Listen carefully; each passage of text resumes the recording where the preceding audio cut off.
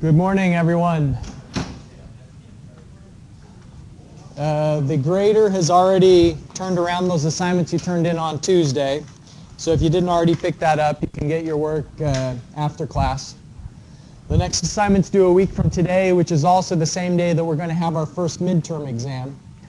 And so just to give you a taste of that midterm exam, the equation sheet's posted online. And as an in-class exercise today at the end of class, hopefully we'll have enough time for this, I've put together a question that's actually a question I included on a previous exam so that you can work together with a classmate and just get sort of a sense of what one of these exam questions look like. So any questions related to the announcements before we start talking about buoyancy? Any questions at all? All right. Here's a picture that was taken a few years ago in Charleston.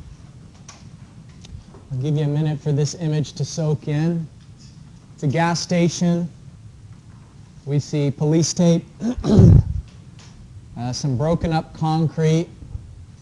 Let's look at it from another view. Yeah, what's poking out of there? So it's at a gas station. Any guesses on what that is? That's the fuel tank, right. So was it a monster? Do you think it was a monster that caused this? No. A monster named Buoyancy, maybe. All right. So here's what happened. The tank was empty. The fuel tank was empty. And the groundwater table was unusually high. So what that means is that the tank weighs less than it usually does. All right?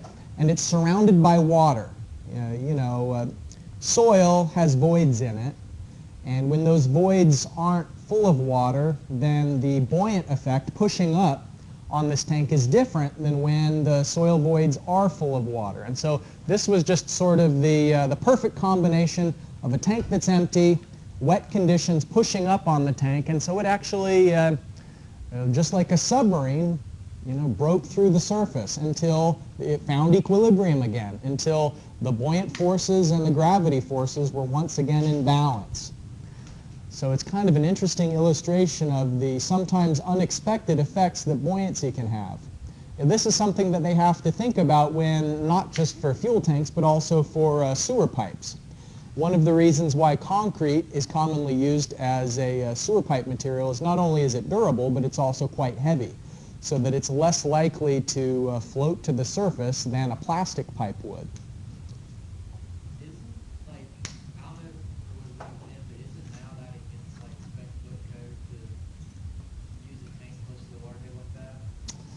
I think sometimes it's unavoidable. I don't know.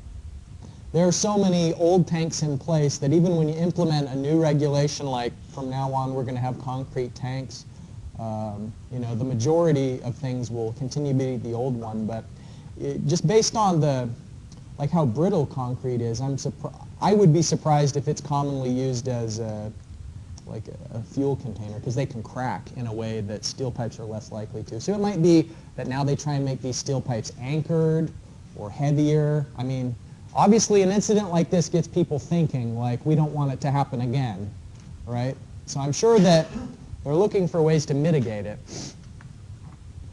So we've looked at some pictures. Let's look at a video to help us see another aspect of buoyancy here.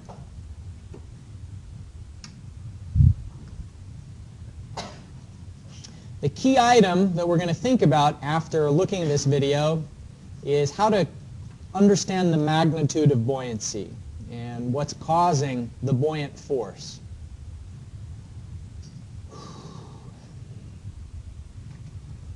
All right, here we go. So we're looking at the ocean. This is in Hawaii. And suddenly, there's the submarine. Why does it stop? Why doesn't it keep going up even more? Gravity.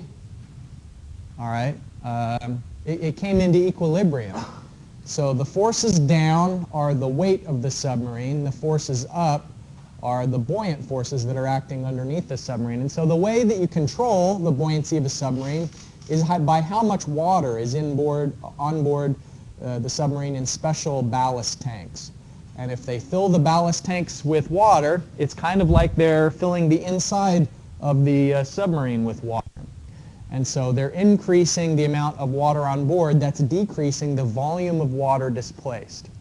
So displaced means pushed out of the way. And what that submarine does when it's under the ocean is it's pushing water out of the way through the steel hull of the submarine.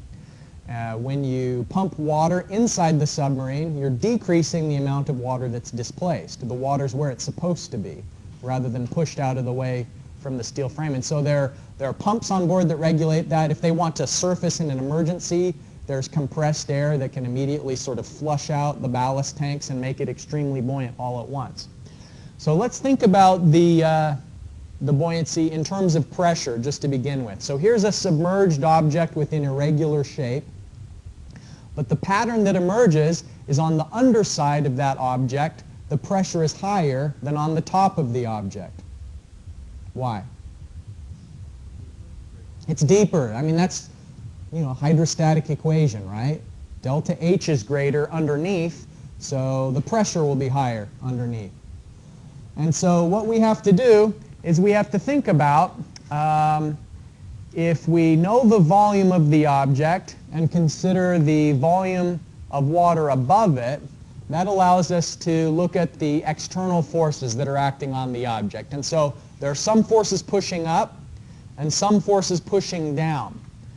Do you have a question? Yeah, don't the upper side and the underside have the same amount of water above the water? No. So the underside of the object, it has more water above it because remember, pressure sideways is the same. And so even though there isn't water directly above it, the water that's to the side of it transmits the pressure sideways and is able to push up on it. So good question, because it seems like it's this void, right? And so there wouldn't be the water above it. But actually, because of the water to the side of it transmitting the pressure, then the depth that we consider is the depth from the water surface all the way down continuously to the underside of the object. Okay, so the magnitude of the force will be pressure integrated over an area. Pressure times area gives you force. And so the force upward, another way of calculating that same integrated pressure over an area, is just the volume of the object itself multiplied by the volume of water above it. And that's something that we've talked about when we were identifying forces, vertical forces for curved gates. That the vertical forces are related to the volume of water above an object. And so this continues with that same idea. The forces acting downward externally on this object are just the weight of the water above it. And so the weight of the water above it is this volume A multiplied by the unit weight. And so the buoyant force is the difference between the two. It's the net force, and the force acting upward on this object is greater than the downward force, simply because it takes the volume of the object also into account. Force up was the volume of the water and the object. Force down is just the volume of the water above it. And so that's why the buoyant forces are greater. So how do we know if this rock, I assume it's a rock, maybe it's not, but how do we know if it floats or if it sinks? Density. What's that? Density. What do you mean by density? Elaborate. Is it more dense or less dense than water? Good. All right. So he's saying we need to know if this object is more dense or less dense than the surrounding water. And why is that?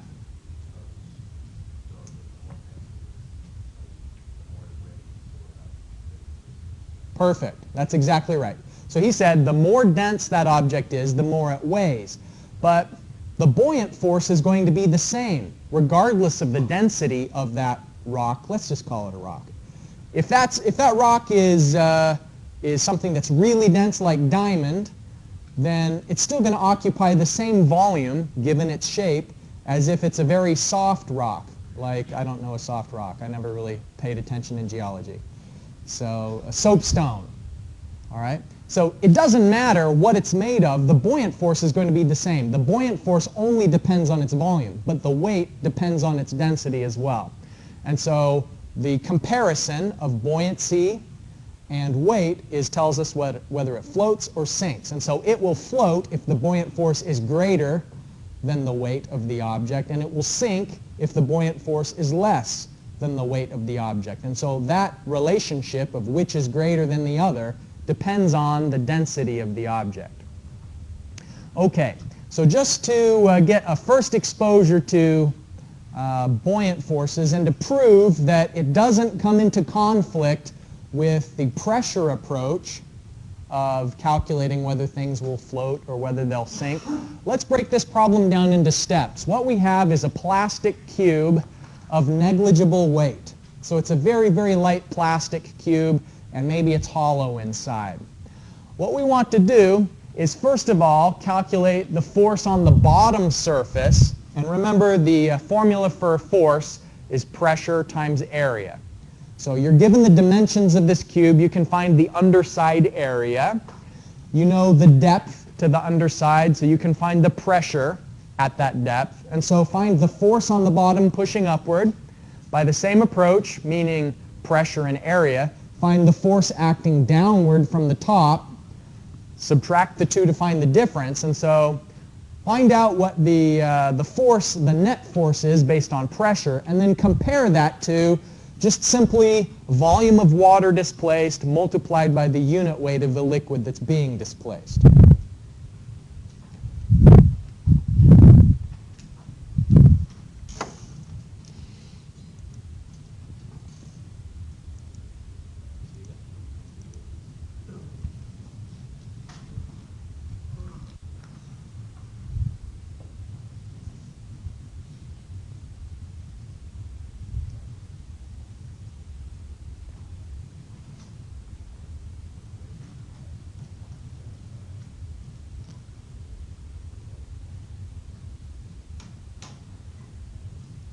The force acting on the bottom of the cube is larger than the force pushing down from the top because the bottom of the cube is submerged more deeply. Therefore, the pressure is going to be higher.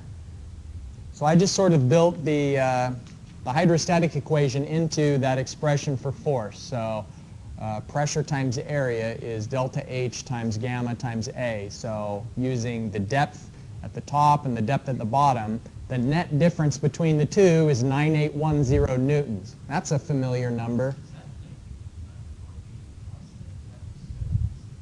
It's a coincidence because this cube has a volume of 1 cubic meter.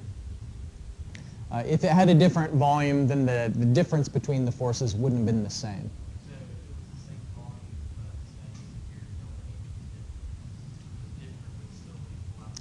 Great question. So you're asking, what if it was submerged more deeply than it is? It would be the same.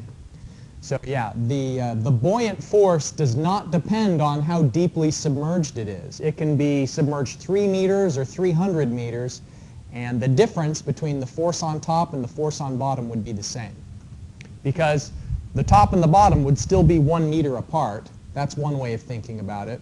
Or from the other side of things, the buoyancy only depends on the volume displaced and the unit weight. And the volume displaced also doesn't change as a function of depth, unless the pressure is so high that it crushes the object. And then it loses some buoyancy and will sink even further. Yes? Okay, so basically that's like a 1 by 1 by 1 cube. That's right, yeah. You have a different cube that say it's like a 6 by 6 by 6. Mm-hmm. You use ratios to find the same answer without further steps. Well, what we know is that for every cubic meter volume, there's going to be 9810 newtons of force. So you could apply that understanding to any size. You know, it's 9810 newtons per cubic meter of volume. So if you had a 6 by 6 by 6, then you could just use that 9810 multiplier. Yeah. Any questions on the concepts or the calculations of this one? All right, so it's proven. The buoyant force is the same thing as the difference between the forces from above and the forces from beneath. We've just sort of confirmed that for ourselves. Always be suspicious. All right. Well, not everything is fully submerged. And so how do we handle that? If it is not fully submerged, like this object, the buoyant force only depends on the submerged volume. And so sometimes you'll get into trouble because in a problem statement for a homework or a quiz or an exam, it will tell you the volume of the object, and you'll accidentally use the object's volume to calculate buoyancy instead of the submerged volume. So here you can see some of it's above the waterline, some of it's beneath. You can think of this maybe as like an iceberg.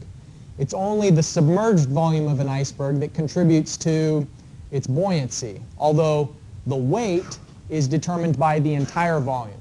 And so remember, what we've said is when things are in equilibrium, there's a balance between the weight force acting down and the buoyant forces acting up.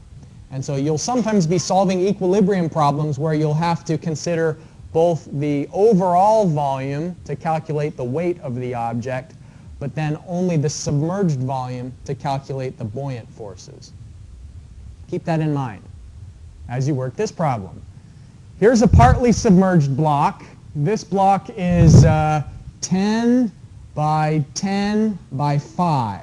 So that's the dimensions of the block is described here. It's made out of plastic, 5 by 10 by 10. And it's floating such that it's only partly submerged. The submerged portion of this block is 4.6 meters from the bottom edge to the waterline. So I ask you to solve this in steps. First of all, calculate the buoyant force. And there again, remember, it's only the submerged volume that counts for step 1. Step 2, the weight of the block. You're going to have to remember that since it's floating in equilibrium, it's floating in the water as shown, means that it's not rising anymore, it's not sinking. So you can assume that it's in equilibrium in order to calculate the weight of the block. In other words, W will equal F sub B because of how it's floating.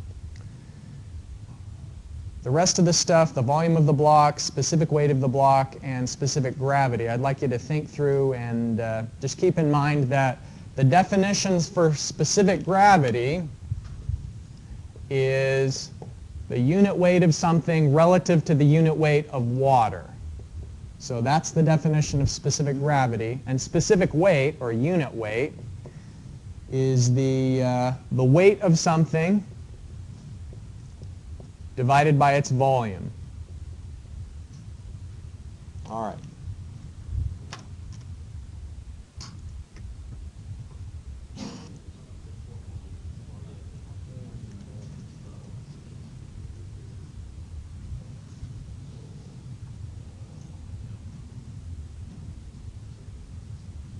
All right, so here we start with a little sketch of the object to help us remember that the height of the object, 5 meters, is different from its submerged depth, which is 4.6.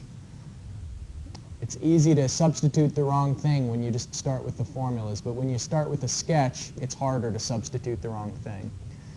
So the volume displaced will be the volume underneath the water line is what's pushing water out of the way, 4.6 by 10 by 10.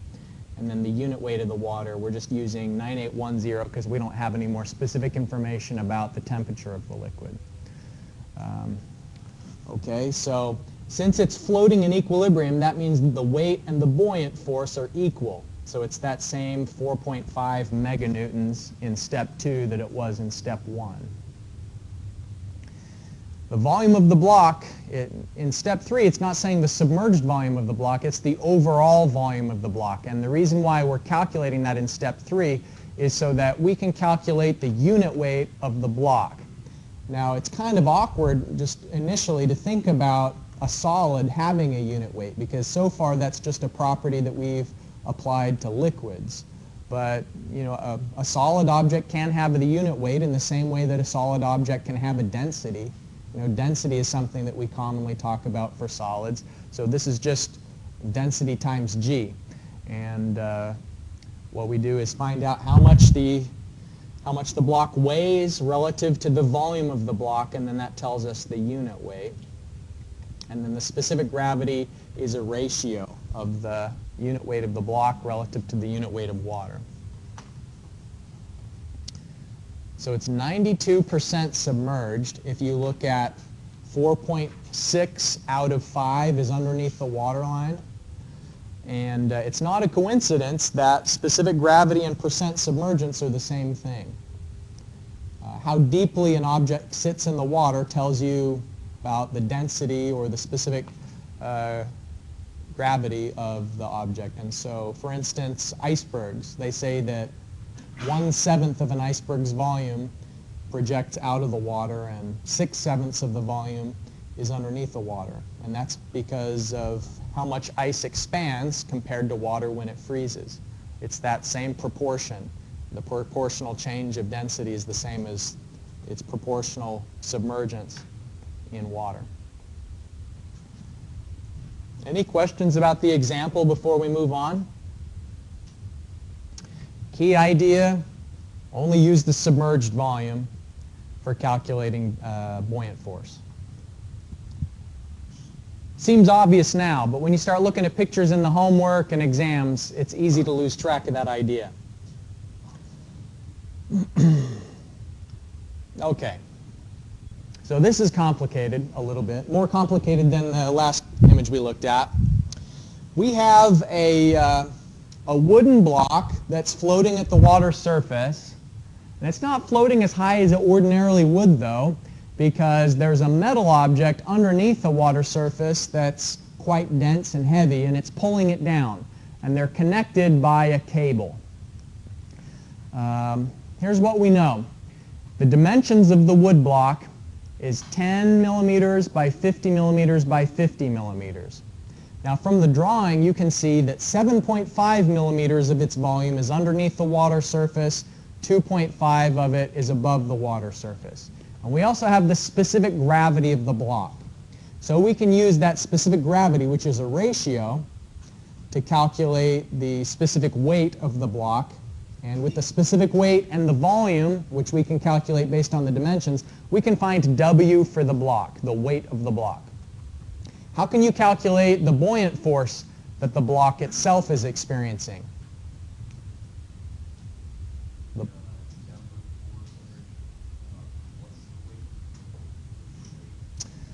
Well, that would be the net, but the buoyant force is only related to the volume of water displaced.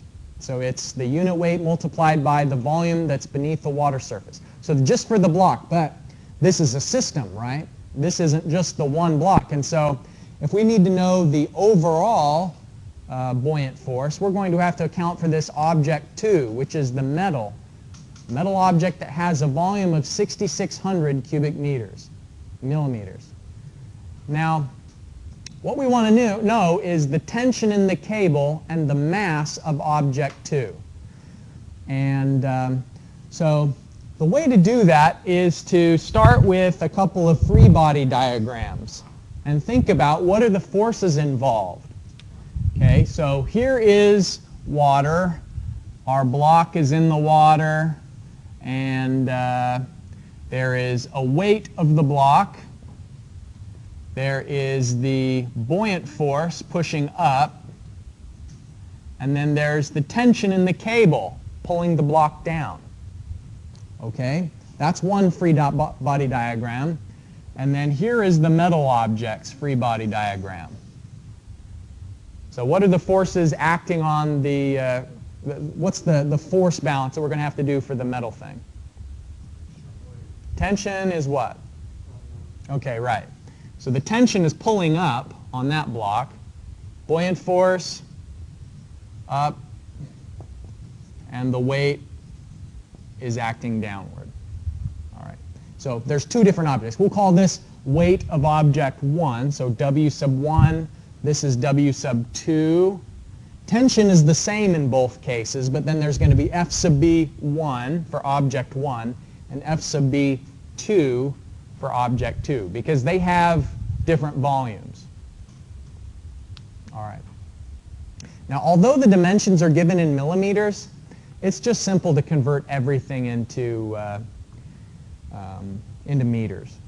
And the millimeters to meters conversion there are 10 to the 9th millimeters cubed per meter cubed, because it is 1,000 millimeters by 1,000 millimeters by 1,000 millimeters in a cubic meter. All right. Okay, so the solution steps here. We want to find the tension in the cable and how much mass object 2 has. So first of all, find the buoyant forces on 1 and 2.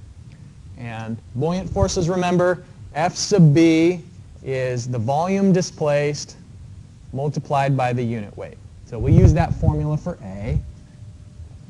For step B, find the weight of object 1 from specific gravity and volume. So over here, in the previous example, we got a first taste of thinking about solid objects having a specific gravity.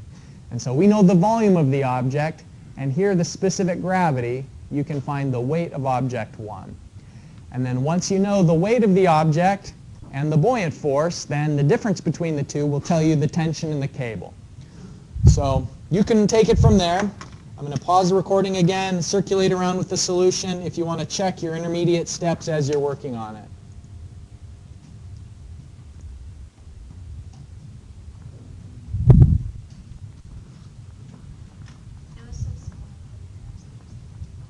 Yeah.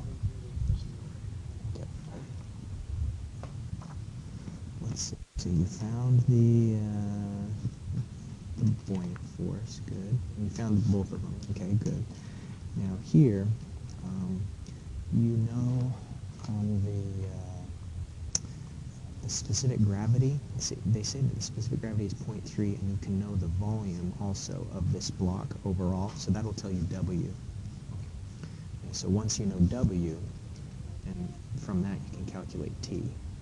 So here, SG, that means it's that ratio that it says there. So you can have 0.3 is equal to the unit weight of the block divided by the unit weight of water. And then from that find the gamma of the block. And then the weight will be the gamma of the block multiplied by the volume of the block. Yeah.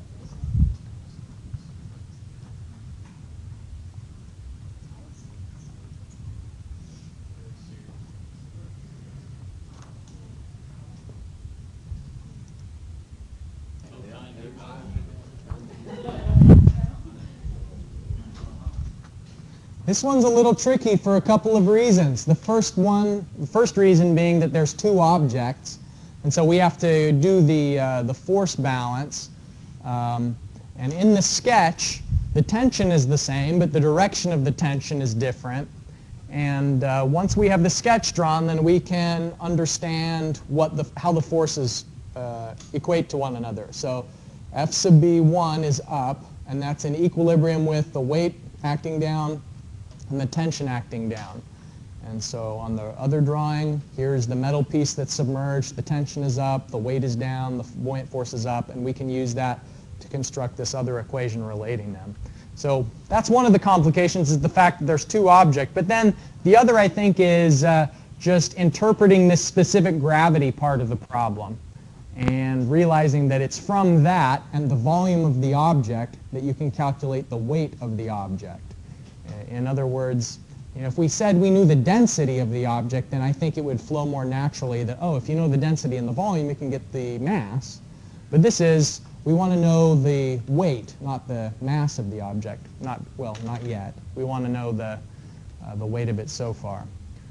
So we use the approach that's pictured on the screen there. So are there any questions as you worked through it? Anything from sometimes it's just little calculation errors that get you into trouble. Not sure whether to divide or multiply by something, or losing track of the submerged volume versus the overall volume. But any concept questions that came into your mind as you were working on this one?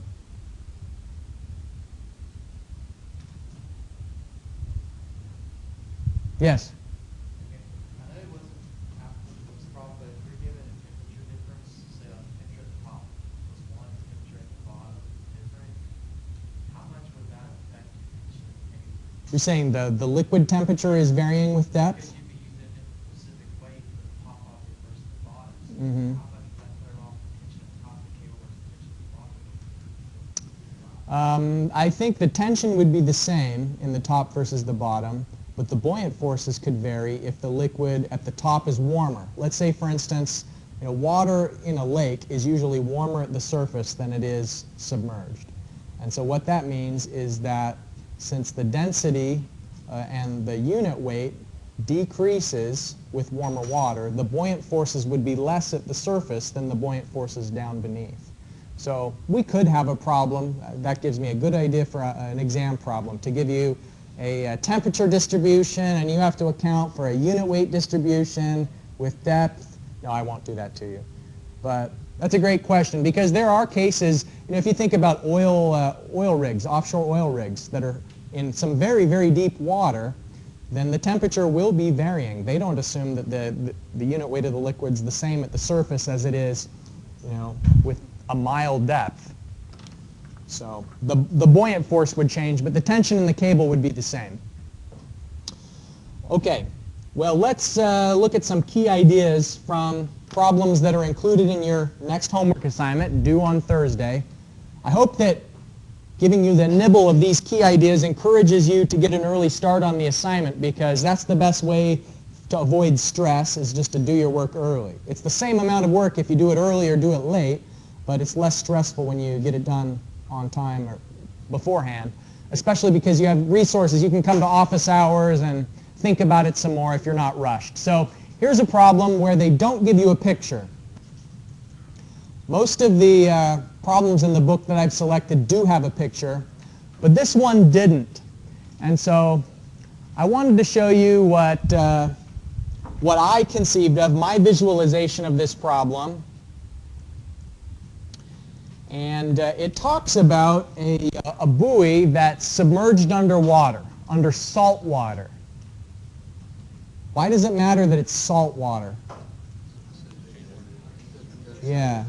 The density is greater, the unit weight is greater, and in the back of your book, in the appendix, you can find the unit weight for salt water. You can look that up. It's more than 9810. Okay, so it's salt water. Now, let's think about this system here. We've just done a force balance with the last example we were working, but let's think about the force balance in this problem. We see from the picture that there's some scrap iron inside of here, and the purpose of the scrap iron is to make the buoy heavier. And so that obviously would contribute to the weight that's acting downward. The buoy itself has a given weight of 1,200 newtons, and then the scrap iron inside, we don't exactly know what the weight of that is. In fact, that's the overall question in the problem, is how much scrap iron is needed for this system to be in equilibrium. And the risk is that if you don't put enough scrap iron, then this anchor chain could have the tension exceed the maximum. We're told that the maximum force this anchor chain can handle is 4,500 newtons. And so obviously, the heavier the buoy is, the less the force is going to be on the anchor chain, because that anchor chain is pulling down on the spherical buoy. What about the buoyant force? What does that depend on? The volume of the object. Does the buoyant force change depending on how much scrap we put inside of the buoy? No, because we're adding the scrap to the inside, and so the same volume of water is displaced to this buoy regardless of how much scrap is inside. And so the buoyant force is constant. It only depends on the outer volume of that sphere. The tension, though, will be changing depending on how much scrap you put in. The buoy's overall weight, W, the weight of the outside of that sphere, that's not affected by the scrap. And so there's two different W's. There's the W of the scrap, then there's the W of the buoy. So, Is the buoy completely submerged? yes, yeah, it's completely submerged. That little dashed line is to indicate that it's fully submerged. And you'll notice that no dimension is given. It doesn't tell you how deeply submerged it is, because it doesn't matter. Yeah, the buoyant force, the weight, both of those things are independent of how deeply submerged it is. All right? This is another tricky one where there was no picture provided. And so I wanted to show you, if we took a scale, look at this first in-air picture. What this represents is you've got some block, and you have a scale that is pushing up on the block with the same force that the block is pushing down on the scale. It's, in other words, the scale and the block are in equilibrium. They're pressing on each other. Neither one of them is moving. Now, that's what happens when you're in air. You know, the air surrounds the block. When you move to water, now you've got water that's going to be pushing up with a buoyant force. And that's going to change what the scale reads. You know, the digital readout on the scale, when it was measuring how much this block weighs, it was because there was no buoyant force. I mean, there actually is a buoyant force. It's just that air has so little density that the buoyant force is minimal. You know, the buoyant force is the volume displaced multiplied by the unit weight of the fluid. And the unit weight of air is about 10 newtons per cubic meter. So that's why we neglect it. But we can't neglect the buoyant force of water, because the buoyant force of water is so much greater than the buoyant effect of air, because the unit weight of water is 9810 newtons per meter cubed. So here, if you know the buoyant forces of each, then you're going to be able to use this to find out what the scale reading is. Well, the scale readings are given, but you can find out how much the block actually weighs by the difference and looking at the buoyant force. So I just wanted to give you a picture to look at, since that's a text-only problem, that the two different scenarios that described is kind of like a before and an after. Before is when it was in air, after is when it's submerged into water. Okay, we do have time for this in-class exercise. This is another one of those that I'm going to give you some homework credit for. 10 points for this problem. You can work it jointly with another student. And this is something that I used as an exam problem. I typically, for a 50-minute exam, would give 3 problems. And so roughly speaking, that's 15 minutes per problem. So this is a very accurate representation of, we've got 15 minutes left of class. Here's a problem that I usually give to students when they have 15 minutes. So see if you can figure it out. With a classmate, open notes, obviously, right now. You're welcome to use your notes to solve it. This is a force on a curved gate. So step A is the magnitude of the horizontal force. Step B, location. And step C, only the magnitude. You don't have to find the location of the vertical forces. That was the tricky, weird part from last time, is the location of the vertical force. This time, just the magnitude.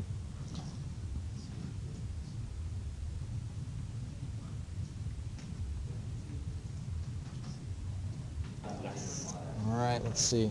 The answer for the blossoms for that.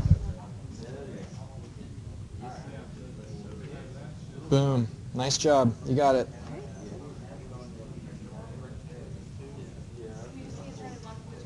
Yeah, that's great. Like this is vertical, so is only count this volume times density or times Both together. Okay. Yep.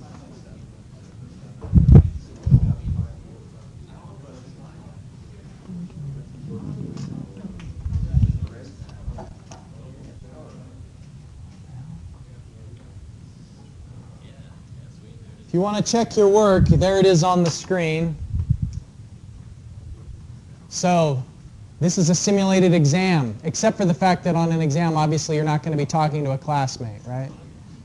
Bad simulation. But it was the same question, and it was the same amount of time.